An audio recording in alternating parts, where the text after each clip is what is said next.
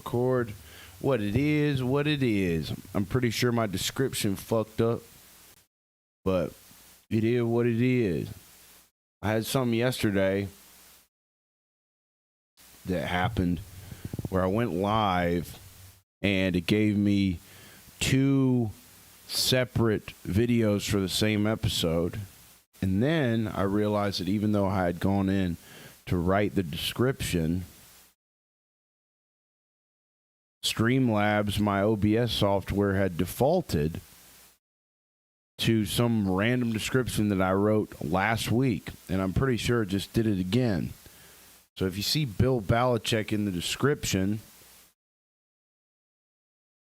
that's why. Even though we're not talking about him today. We got no reason to talk about Bill Belichick today, even though this is a football podcast. And we're going to wait for everyone to file in here. But should be a good show. And why don't we spend some time putting this soundbite in here. So why don't we get a little groovy here? Huh? Why don't we get a little groovy here? Get a little jiggy. Say passe. You know what I'm saying? Check on this goddamn...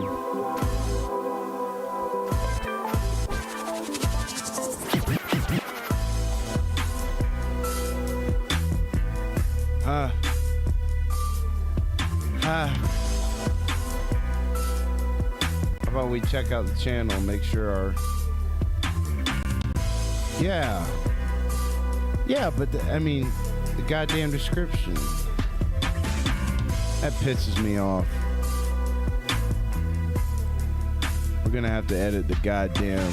Oh. I was focused on, baby, I ain't called y'all. But now I'm back at all my bitches in my call log. 36 lubricated condoms, no raw dog. I'ma drink a orange juice, then I'ma run through all y'all. Girls, they love. All right. So, here's the deal. We watched some film this morning. We watched the Bears-Vikings film from last night. Frankly, it was a game that I thought was going to put me to sleep. And I did miss a large portion of it because I was at jiu-jitsu last night. But I will say,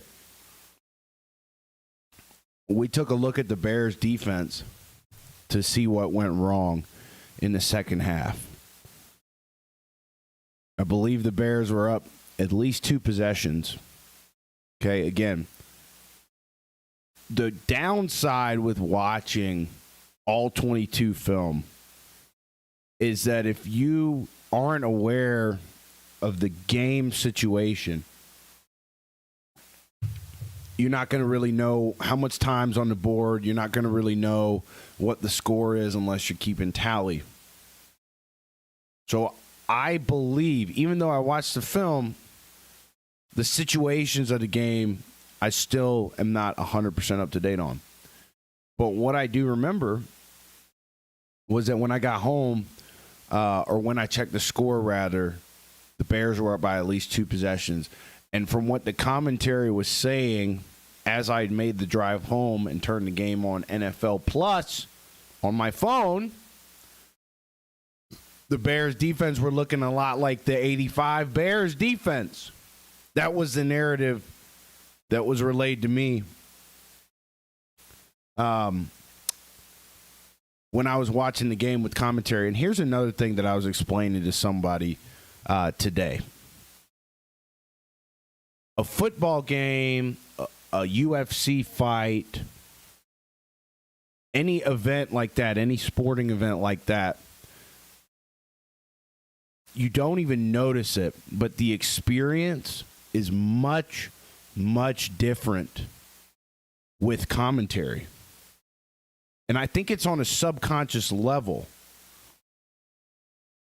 because you don't notice it until you watch the game without commentary and you're kind of able to make your own deduction about the fight or the game.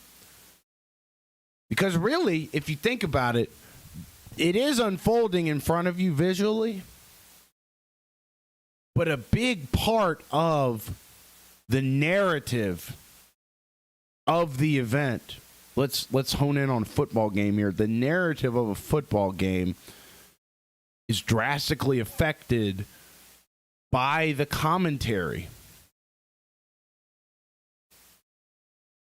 And so that's why it's a really important job, because as the commentator, you're subconsciously creating the story around the game.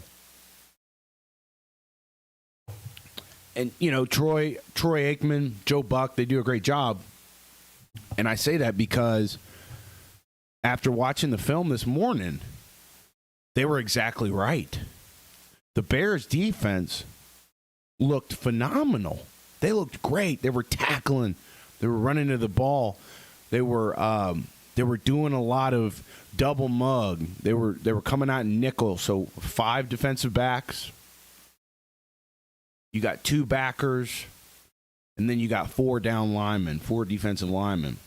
And so what they were doing a lot was a double mug look to try and get J.J. McCarthy, the rookie quarterback, jarred up a little bit. So what that looks like is you got your 4 defensive linemen in their spots.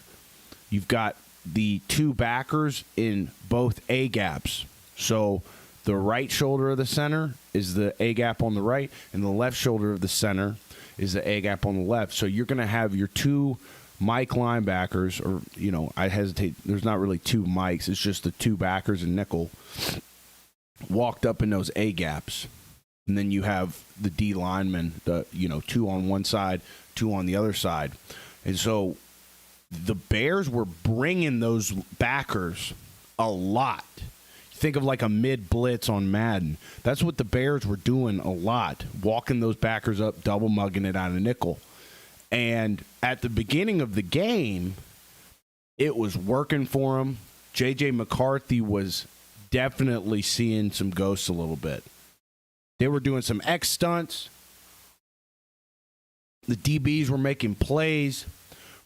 The Bears were wrapping up, securing tackles in short yardage situations. I clocked at least 2, maybe 3 third and 2s, third and 1s in the first half that the Vikings did not convert on. There was a 3rd and 1 that comes to mind particularly where J.J. McCarthy dropped back. He was pressured. It was a short yardage situation, and they dropped the rookie quarterback back to throw. And, of course, McCarthy got pressured. He stepped up in the pocket. There was actually a lane for him to run for the first down, but he hesitated just a second, and on 3rd and short, he's tackled, and they don't get the conversion. So I thought even in the second half, people say, oh, this is a meltdown by the Bears. Even Troy Aikman and Joe Buck were saying toward the end of the game, the Bears are going to be looking at this one and wishing they had it back. And, of course, on paper, you want to get the dub.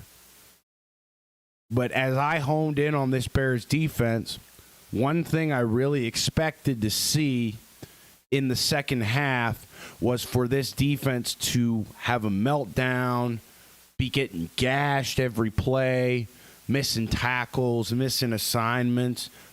These guys, they were, even in the second half, this Bears defense, they were making tackles. They were doing pretty good in coverage.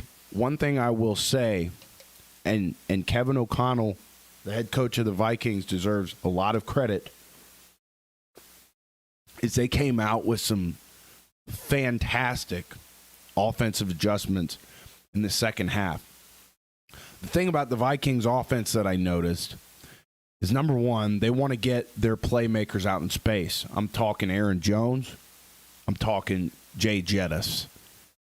I didn't see Thielen get that many touches. I saw him get, maybe it was a 2-point conversion. Again, the main downfall about all 22 film is that you have to be really, really dialed in about the situation aspect of the game, because there's no scoreboard telling you how much time is left, what quarter it's in, or what the score is. But I did see Thielen score some points at some point it's really great that he's back in Minnesota. It seems like he's really happy there. And it's going to be interesting to see the role that he plays going down the stretch. But again, first half happens of this game, and the narrative on Twitter, I like to take a look at Twitter because you can kind of distill who knows ball and who doesn't on there. And I'm talking about the people that get really emotional really fast. And you could see it painted all over Twitter. The first half went down, and everybody's making jokes about J.J. McCarthy. Everybody's, posting memes, posting videos, talking about, oh, J.J. McCarthy, he's terrible when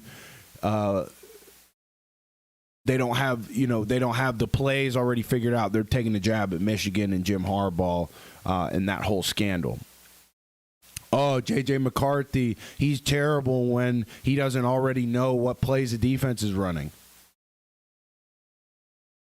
And then the kid comes out and balls out in the second half. And I will say, as a rookie quarterback in the NFL, you've got to have some degree of support in terms of the play calling.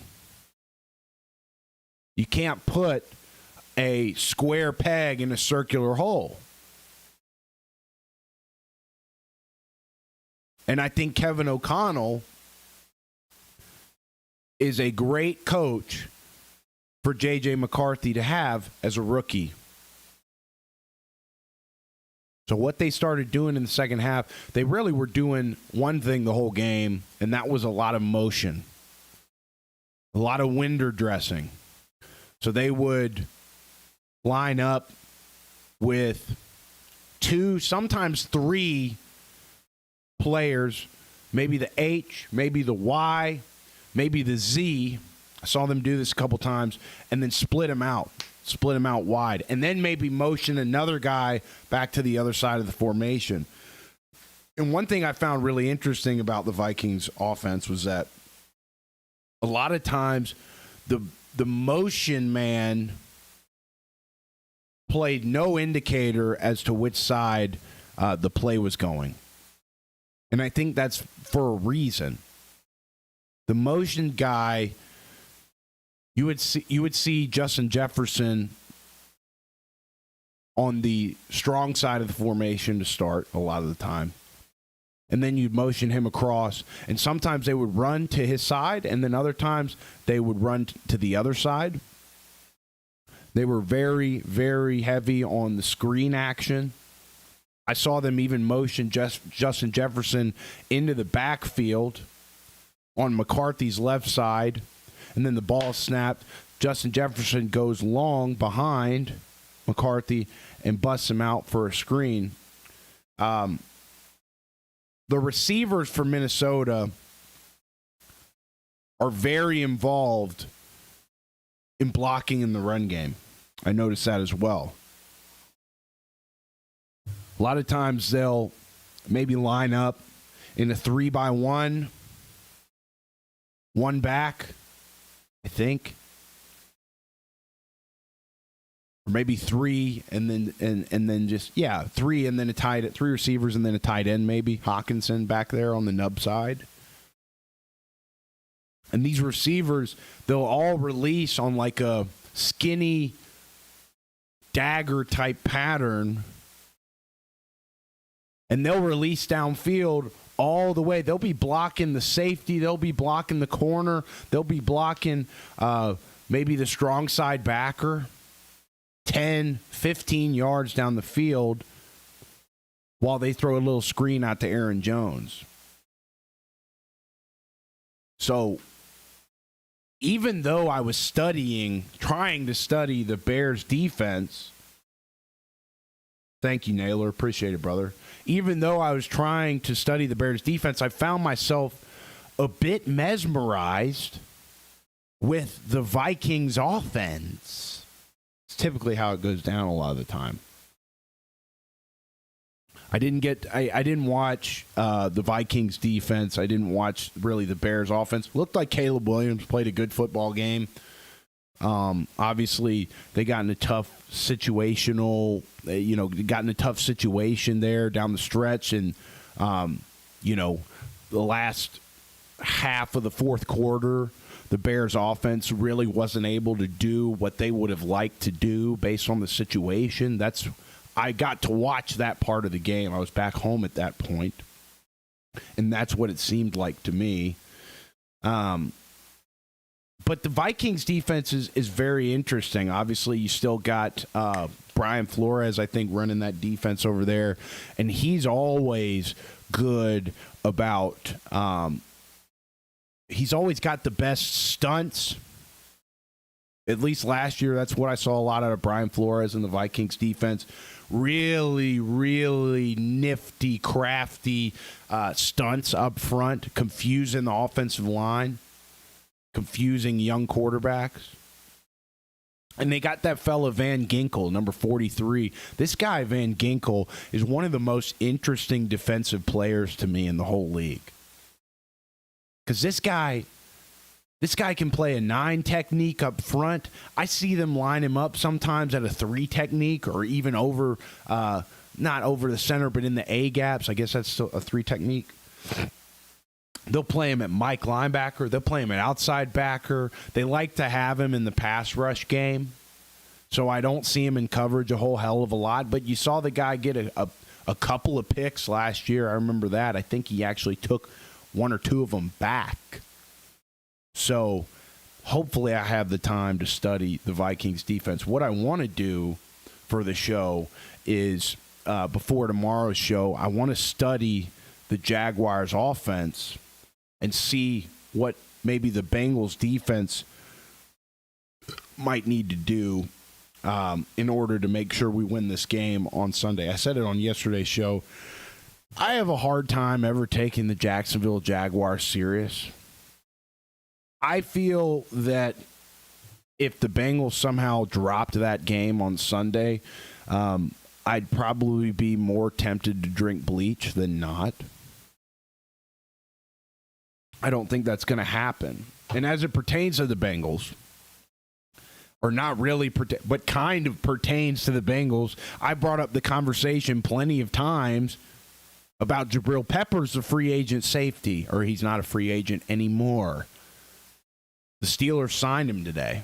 Pittsburgh signed him today. And Pittsburgh's already got a strong-ass DB room. We saw the way Jalen Ramsey played on Sunday.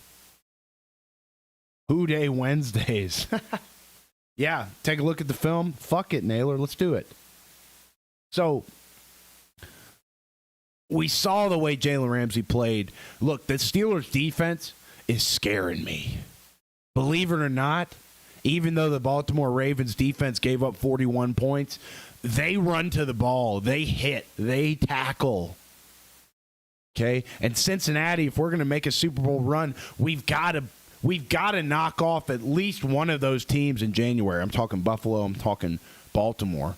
But in order to even make it to January, right, we've got to beat this Ravens team in the regular season at least once. We've got to beat this. I sound like Trump. We've got to beat. We've got to beat Pittsburgh.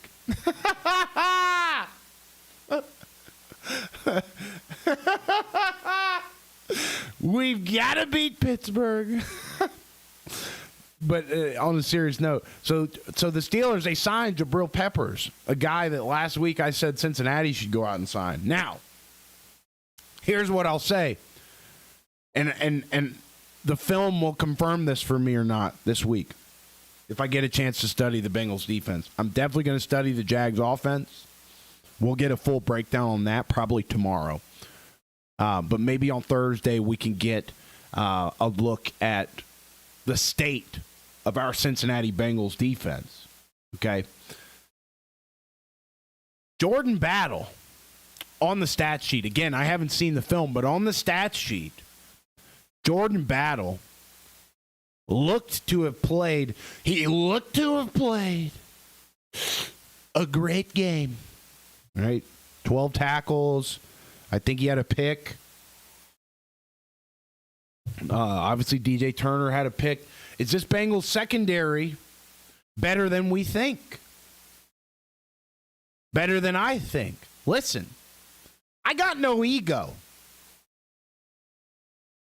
I'm okay with being wrong. I'm more than okay with being wrong. If it means that my Cincinnati Bengals are better off than I originally thought. And I didn't mean to turn this into a Bengals conversation. The goddamn thumbnail of this episode has got the Bears. It's got the Vikings on it. The title of the video says Bears-Vikings Recap.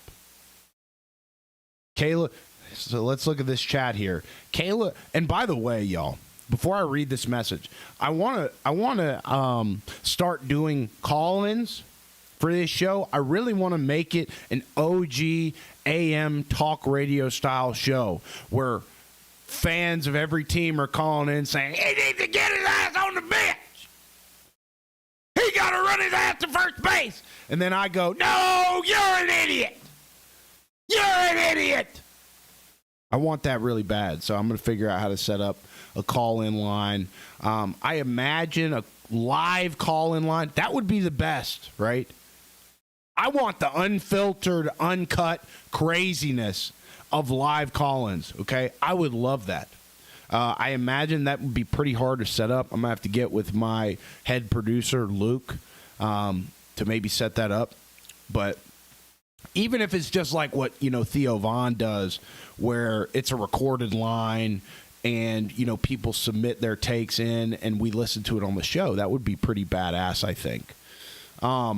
So let's I love having this live chat here on the podcast because it looks like we've got some involvement here. So he says, Sugar Mama says, Caleb and Angel Reese have the same nail tech. JJ's in the film room while Caleb has the little foam things in between his toes waiting for his nails to dry. Ben Johnson pulled a Dan Campbell going for it on fourth in the red zone. That's true. I don't think I saw that part. Again, I'll reiterate what I said earlier for anybody that might be new in here watching the show. I love all 22 film. We love all 22 film. But one downfall of it is that the situation, you don't have the situation. And also, I'm just realizing I didn't watch the Bears offense. I watched the Vikings offense, Bears defense. Sugar Mama says, I love you, Clark. I subbed, love the stream. Thank you so much. Really appreciate it. Just give your personal phone number. That'd be pretty badass. So anyways, I was kind of baffled that Pittsburgh signed Jabrill Peppers. Look, the Steelers are playing ball, man. On the field, they played well. They squeak out a win against the Jets, but you see a lot of highlights from that game. A lot of Jalen Ramsey highlights. Steelers look like they're mean on defense. We got Aaron Rodgers with a real deal unk emote after he threw that touchdown where he was running down the sideline. He goes, somebody said that was unk as fuck. I was fucking with that heavy. Because I kind of feel unk, dude. I feel unk at 28. Especially coaching Pop Warner. You got my 8U kids, and they're all telling me I'm chopped and I'm unk. And all this, and then you like, young kids are so easy to get a reaction out of. Like, all I got to do is just like do a gritty, you know what I'm saying? And they'll be like, hey, yo, and they're all talking about like Roblox and shit. And then if I don't know about Roblox, they're telling me like I'm chopped or whatever. Bears undefeated at Lambeau in 2025. Look, man, I will say this, okay? Old man strength is a real thing. I'm finally coming into my own in terms of being in my prime, Naylor, but being aware of my body's limitations, making sure I meditate, making sure I stretch, making sure I get in a cold plunge. Actually had a nice little kickboxing session in the garage right before this, and that might be why I'm so juiced up today. Look, this big, powerful guy. I'm going to do a lot of Trump. It's just happening organically today. I'm doing a lot of Trump. What was I saying? Jabrill Peppers. Look, the Steelers aren't even going to start him. Right? They might use him selectively. You know, you have a guy that is versatile. You have a guy that I don't know if at his old age, Jabrill Peppers is going to be the best kick returner in Pittsburgh, but he might be. I haven't seen film on him lately. But they're going to definitely use him situationally. Look, if you're on the 53-man roster, you got some kind of job to do. Right? Appreciate you, Sugar Mama. Sugar Mama 23. That's such a great. I love that name. We love Sugar Mama. I love Sugar Mama. Okay. So that's the first thing. The other thing that happened yesterday, literally right after we did our episode yesterday, by the way, is the Philadelphia Eagles are going to be getting the talents of Mr. Tank Bigsby, a running back that split carries with Travis Etienne in Jacksonville. And frankly, as a Bengals fan, I am happy with the fact that, at least for this week, the fact that Mr. Tank Bigsby is not going to be a part of the scouting report anymore for Jacksonville, because I believe this guy is a big, powerful back. I really love Tank Bigsby. The way he plays, he runs hard, he runs physical. He's a liability to break off big runs and finish and go score. And Philadelphia just added another monster to their running back room. Now, you've got your bell cow and Saquon, and part of why Philadelphia may have made that move is because Saquon's going up to Mr. Howie's office and saying, look, I love football as much as the next running back, but I'm getting tired. I need someone to split carries. And speaking of splitting carries, you guys want to know the worst fucking thing I could have done? And some of you might not agree with this. The worst thing I could have done in the last couple weeks, and this guy, he made plays on Sunday night, was draft James Cook to my fantasy team. And then guess who my other running back on my fantasy team is? Another guy that's splitting carries, Jahmyr Gibbs. And we talked about it yesterday on the show. When the Detroit Lions run game is not humming, that offense ain't worth a shit. At least not in week one. You got that monstrous Green Bay defensive line. Listen, I mentioned this yesterday. Anybody that watched yesterday's episode is probably going to be like, all right, motherfucker, like, we know. But that Green Bay D-line, I had no idea why Green Bay had so much hype going into the season. I'm not completely sold on Jordan Love. I don't know if he's done enough in big moments to win my approval. And this is a quarterback-driven league, right? When you're evaluating a team, you got to start from the quarterback down. And so I was looking at Green Bay. I was like, Jordan Love, right? Josh Jacobs, good player, right? But are there better backs? Yes.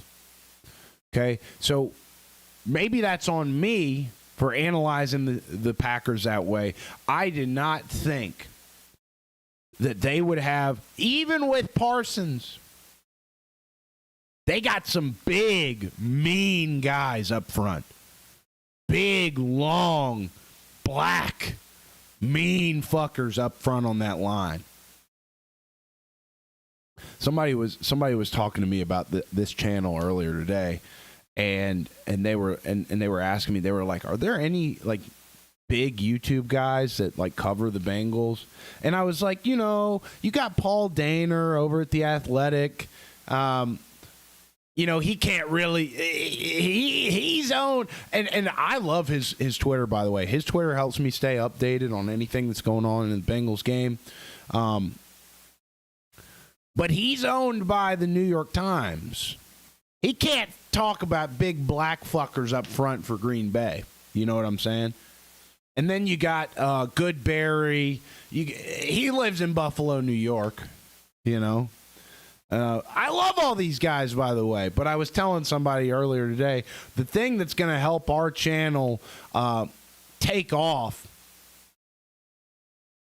is the fact that we're not owned by anybody. We can inject a little bit, God forbid, a little bit of personality into this whole equation and shake things up. So, back to Green Bay. Might be, look, we haven't seen Philadelphia's defensive front at full steam this year yet. Obviously, because Jalen Carter got a little mad there during that injury timeout before the game to open the season on Thursday even started.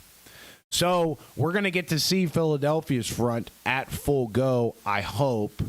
Hopefully Mr. Carter doesn't go and crash a vehicle, and hopefully he doesn't see this clip and beat my ass one day, because he could. But I want to see Philadelphia's defensive front at full steam before I go and say that the Packers' defensive front might just now be the best defensive front in the league. Okay? So, what else? With Jalen Carter, by the way, the NFL fined him $57,000. He will play against the Chiefs on Sunday, I believe. Is that the Sunday night game? I don't want to pull Google up and make the stream all laggy. But I would guess that that's definitely got a Super Bowl rematch. Got to be a primetime game. And there's a lot of people saying that the Chiefs' defense is now washed, that the Chiefs' defense is not good. That's to be seen. Look, as much as I've enjoyed hating on the Chiefs over the years since Mahomes got there, since Taylor Swift started stealing all the airtime on the afternoon slate CBS games.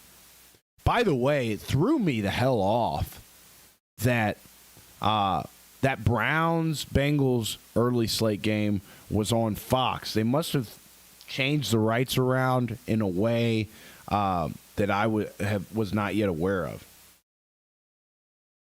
Because Fox always has covered the NFC games, especially the afternoon NFC games. If it was Packers, if it was Cowboys, if it was Philly, it was always an afternoon game, and it was always on Fox. Come to think of it, I don't know if I saw any CBS games. We're going to have to figure that out. We're going to have to figure the rights portion of the NFL out, because I do like talking about the business side of football. I was a part of the business side of football. It's really interesting. There's a lot of work that goes on behind the scenes that most fans don't even think about. So where were we? I think I covered everything I wanted to on the Bears. Look, the Bears, I think, are going to be much improved this season. It starts up front on defense. And I thought those defensive front guys for Chicago really, even in the second half of this game last night, looked really sharp, really impressive. And I think you're going to see an improvement in the Bears offense just because of that play caller they've got at head coach that the Detroit Lions seemed to miss so sorely, or seemed to have. Again, the Detroit Lions, I don't know how to cut my outlook on them.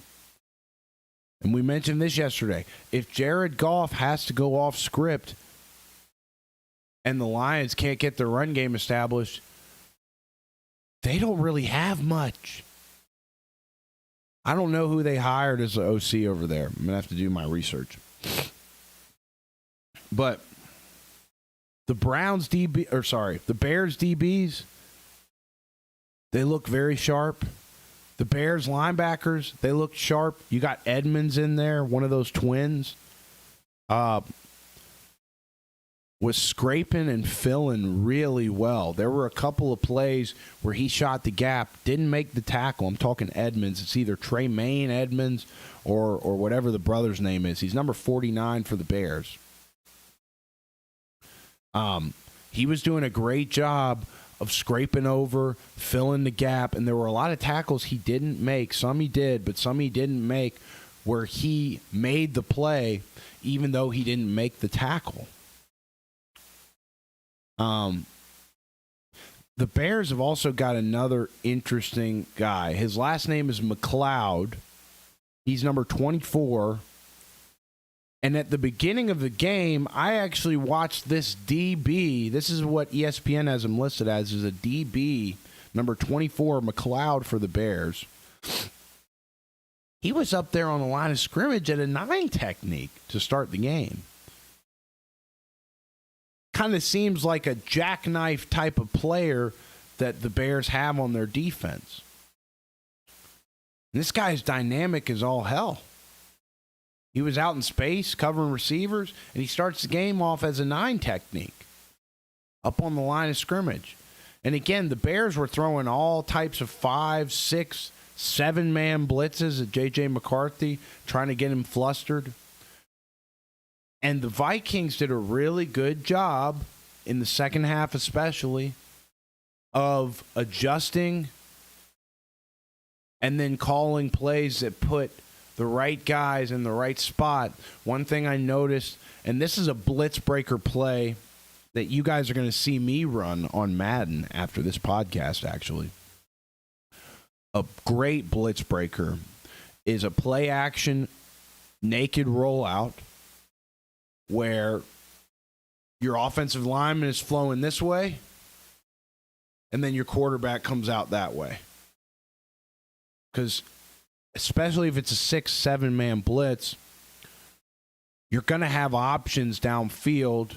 You're going to flow the O-line this way, get everybody up front flowing this way. The quarterback comes out this way. He's rolling.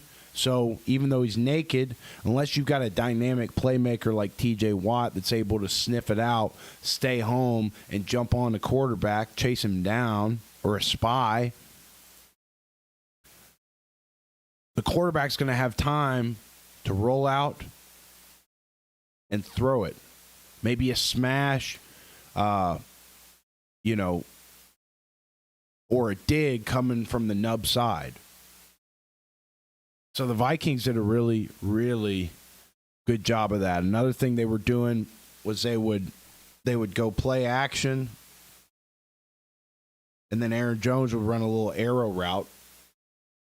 And the Bears were running a lot of man coverage. They were challenging J.J. McCarthy.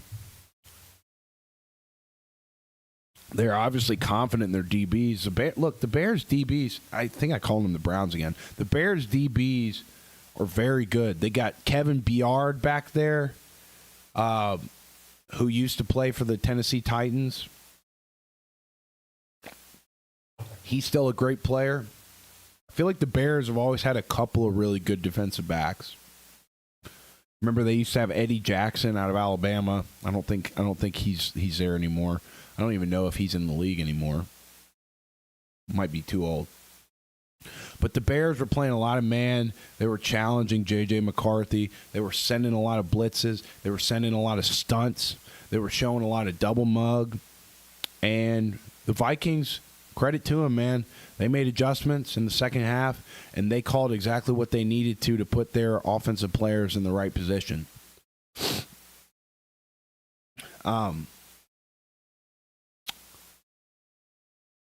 Trying to think if there's anything else.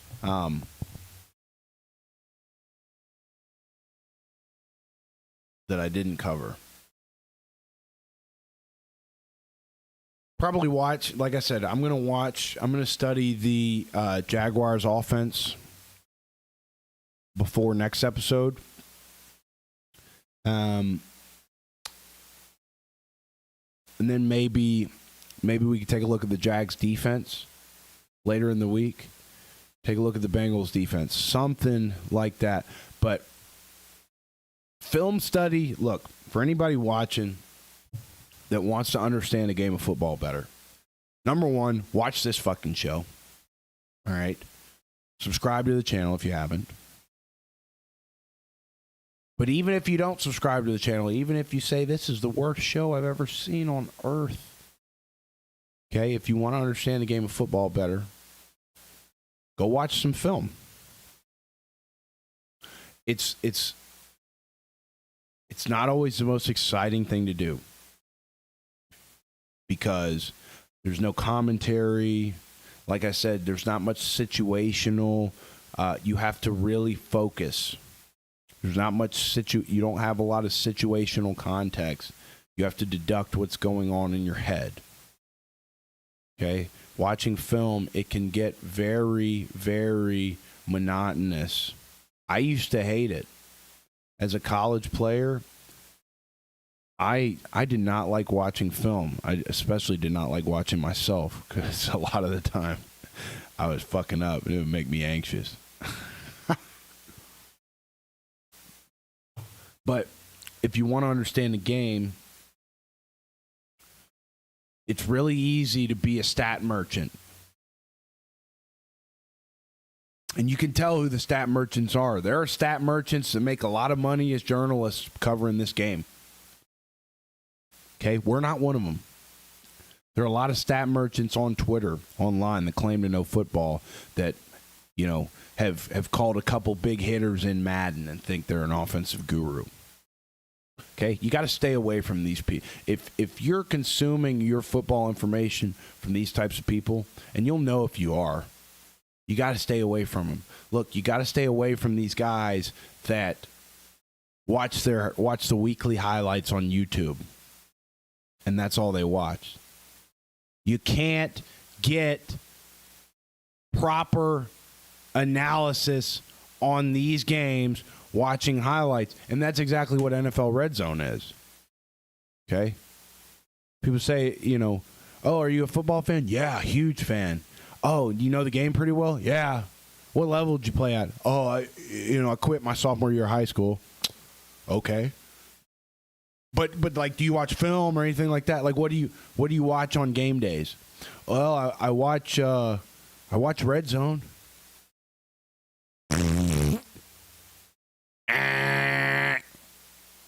Boo. Be a man. Pick a game to lock in on. Maybe switch the channel at commercial breaks. If they're all at commercial breaks, pull up Twitter. See what people are thinking, because there are some good nuggets on Twitter. I had to stop watching a couple of shows on YouTube, football shows that I really like, and I really respect the people running the shows talking about these matters. I didn't want my opinion, my take to influence. Or I didn't want it to be influenced by anybody, no matter how much I respect them. There's a fella that is an acquaintance of one of my friends, a couple of my friends, and he goes by the alias of MMA Guru on YouTube.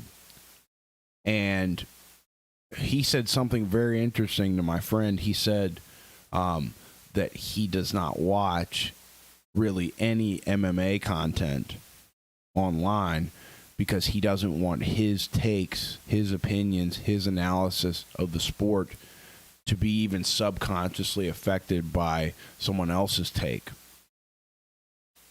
And I thought that was a really interesting way to look at it. So I've kind of stopped watching all the other major shows. For the most part, I'll dip in on some of them sometimes. And I feel like the quality of the show has gotten much better since we've kind of weeded out everyone else's opinion on the game and just watched the film.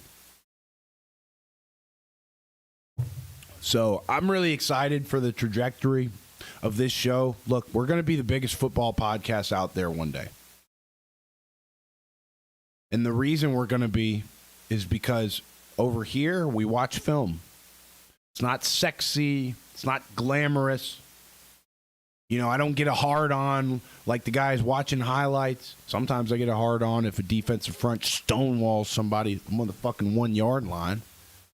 Then you get a little blood flowing. Okay, but other than that, you know, a linebacker sticks his heels in the ground, pops his hat in the A-gap, and stuffs a running back clean on his ass, dead in his tracks. That'll get the blood flowing for me a little bit, you know. But that's a dime a dozen. But yeah, I mean, if you want to understand the game, you know, it's not the easy solution. It's definitely not the least time-consuming solution. But turn on the film, right? Buy you an NFL Plus subscription. It's $17 a month, but it's worth it. And pop on that all-22 film. Jeff asks, just a question, what do you look at prior to the snap? I'm curious. I always scan the screen looking for the matchups. That's one way to do it. I like to...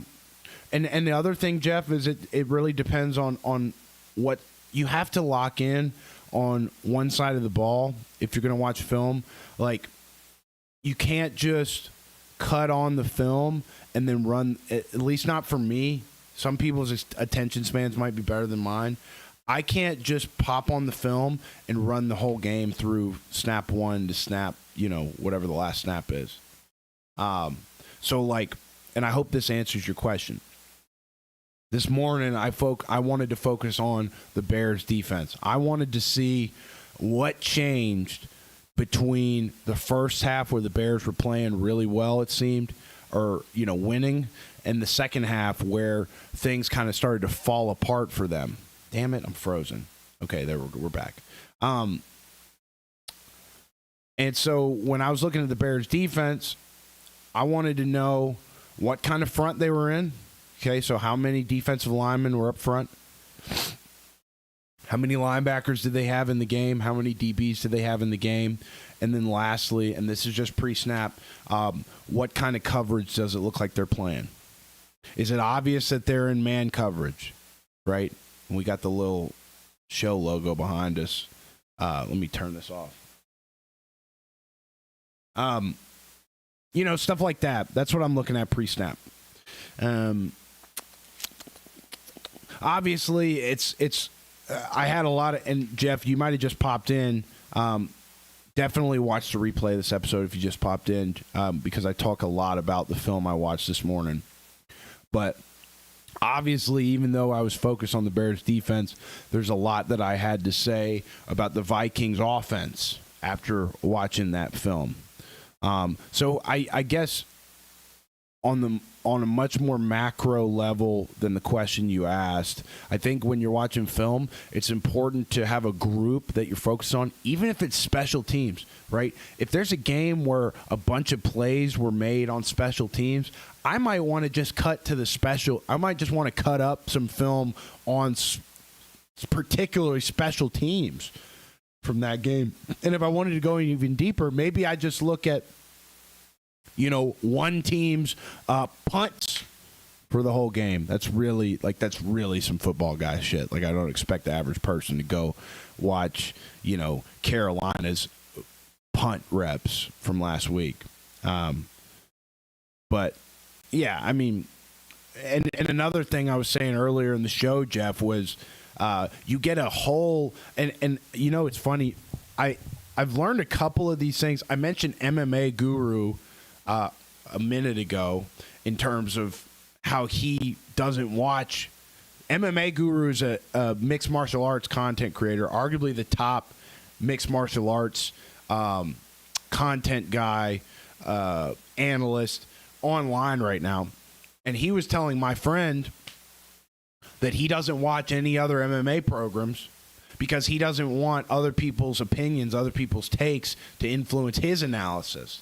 So I thought that was very interesting. So there's that. And the reason I bring that up is another thing I learned, another thing that helps me in terms of basically what I'm trying to say is the difference between an all 22 with no commentary, not as much context, and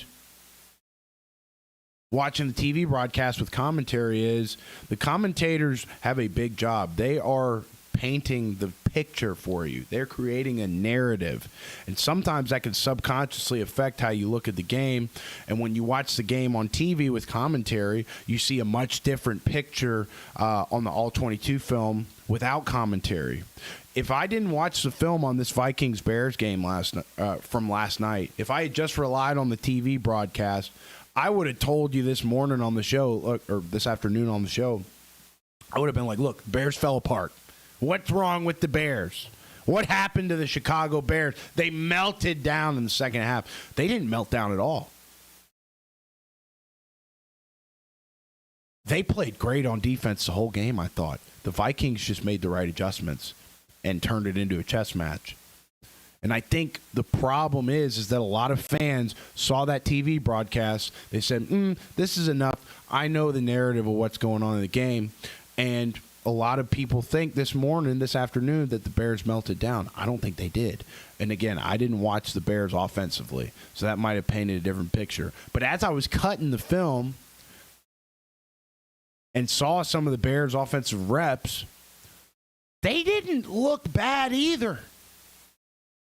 Okay, and again, I don't need to make a definitive statement there because I haven't watched all of it yet. God, this fucking set looks a lot different when you don't have the graphic on the screen behind me. I don't know what happens. It's about an hour. It shuts down.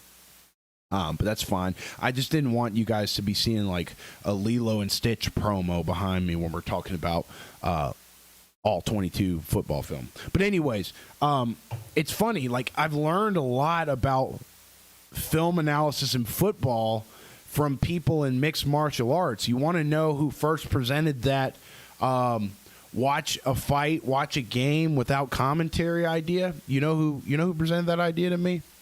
Sugar Sean O'Malley. After his fight with Merab. He said, hey, go take a look at that. It was the first time he fought Merab.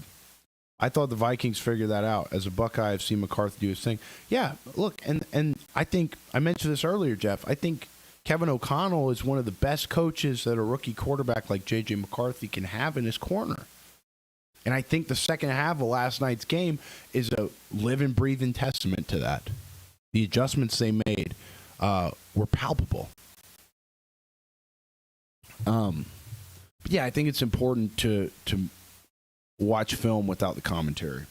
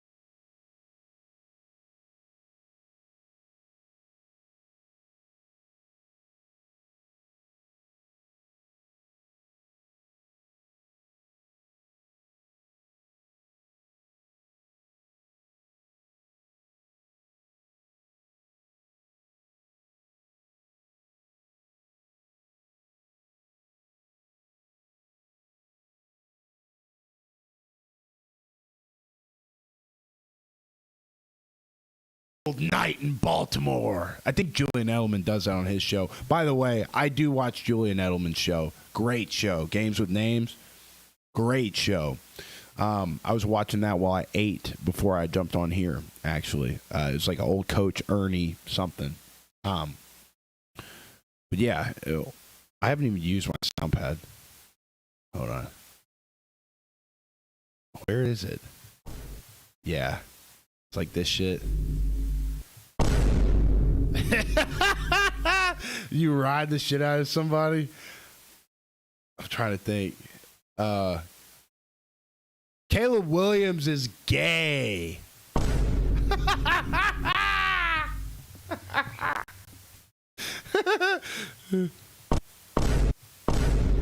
I love that shit. There's like I got that from Jason Brown's show, Coach JB show. Great show. Part of what inspired me to start going live. And they've got this soundboard. I didn't want to copy his soundboard, but I was tempted. And there's one where it's like, gay. Talk about Caleb Williams and shit. Yeah. But anyways, yeah, I think that's all I got, boys.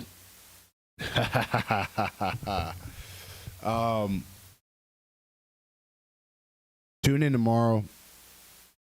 We're trying to go live at 5 p.m. Eastern every day. I went live around like 5:40 today.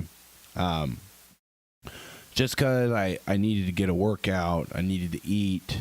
I popped one of these Alps in, and then I had to take a shit. You know, that kind of thing.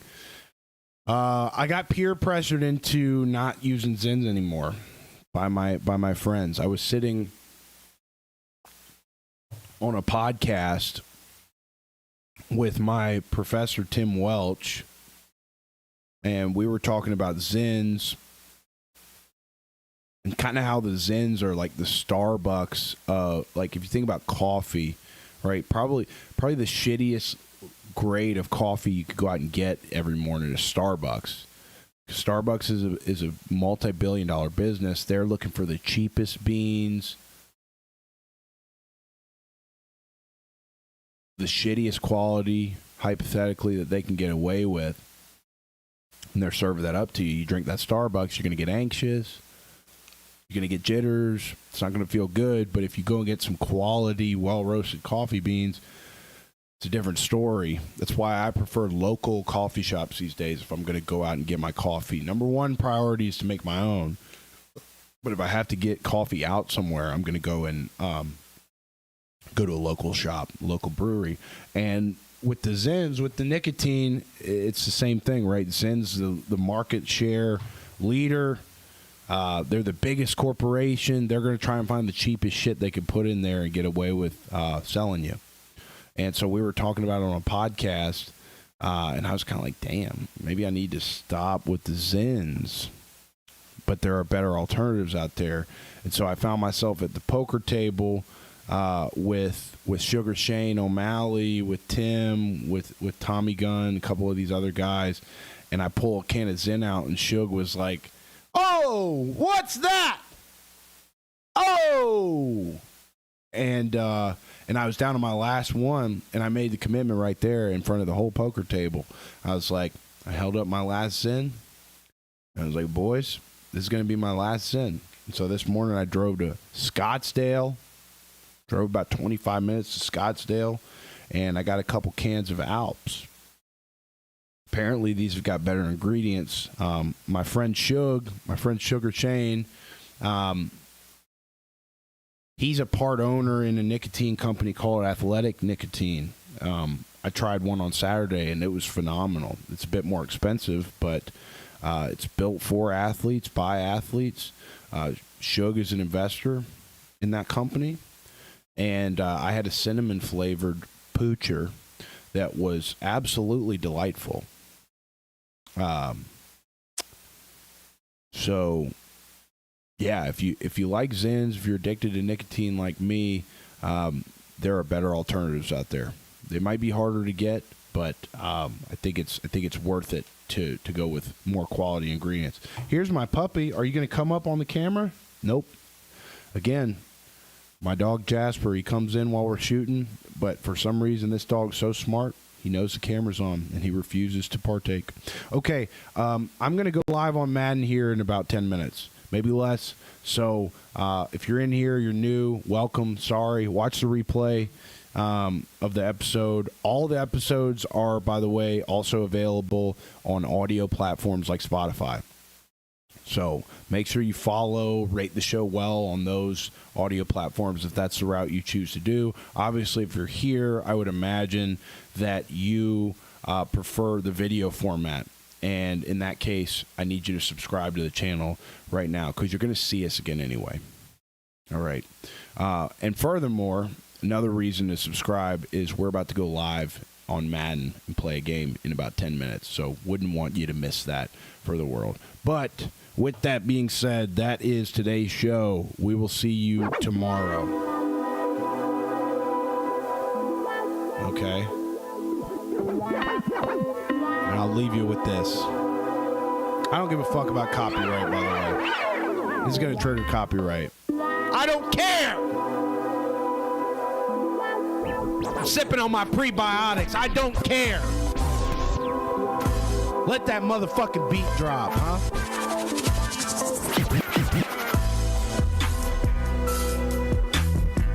Yeah, baby. Hey, listen. God forbid a young king have 3 different beverages. Okay? One for the prebiotics, one for the mind, and one for the hydration. I'll holler at y'all, man. I was focused on, baby, I ain't call y'all, but now I'm back.